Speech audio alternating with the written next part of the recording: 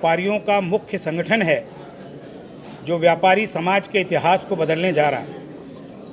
हम लोग पिछले 30 वर्षों से व्यापारी समाज के लिए काम कर रहे हैं और आज इस मुकाम पर धीरे धीरे पहुंच रहे हैं कि व्यापारी को उसकी वास्तविक पहचान और व्यापारी को उसकी वास्तविक परिभाषा वो हम दिला सकें।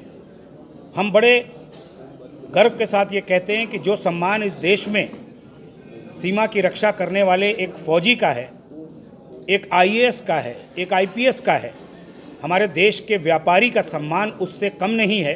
तराजू के एक पलड़े पर अगर एक आईएएस होगा, एक फौजी होगा, तो दूसरे पलड़े पर हमारा व्यापारी होगा।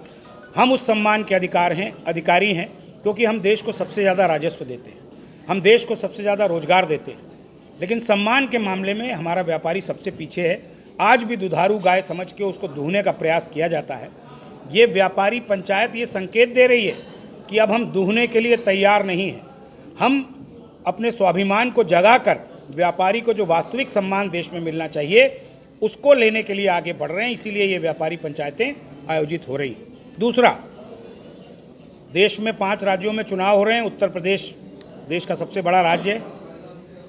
पिछले 35 सालों से ये इतिहास रहा है उत्तर प्रदेश का कि जिस ओर व्यापारी समाज ने समर्थन किया है, जिस ओर व्यापारी समाज का रुख रहा है, वही राजनीतिक दल सत्ता तक पहुंचा है, उसी राजनीतिक दल की सरकार बनी है।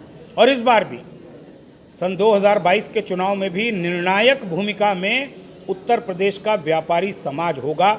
ये भी इन व्यापारी पंचायतों के माध्यम से तय हो रहा है। ये भी मैं आपसे कहना चाहता हूँ। अब आते हैं उन विषयों पर जिनको हम केंद्रित कर रहे हैं इन व्यापारी पंचायतों में। उसमें सबसे पहला विषय व्यापारी सम्मान से जुड़ा है। हमारे देश में 365 दिन हैं, रोज कोई ना कोई दिवस है। आज भी विश्व हिंदी दिवस है, आप सब जानते हो। शिक्षक दिवस, बाल दिवस, मजदूर दिवस, डॉक्टर दिवस, इंजीनियर दिवस। मैं कहना चाहता हूं 365 दिन में एक दिन क्यों नहीं व्यापारी दिवस।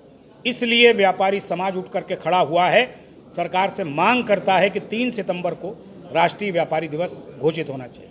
दूसरी, इस व्यापारी पंचायत का उद्देश्य है कि हमारे उत्तर प्रदेश से शिक्षक क्षेत्र से, स्नातक क्षेत्र से विधान परिषद सदस्य चुने जाते हैं। हम 18 लाख पंजीकृत व्यापारी हैं उत्तर प्रदेश में।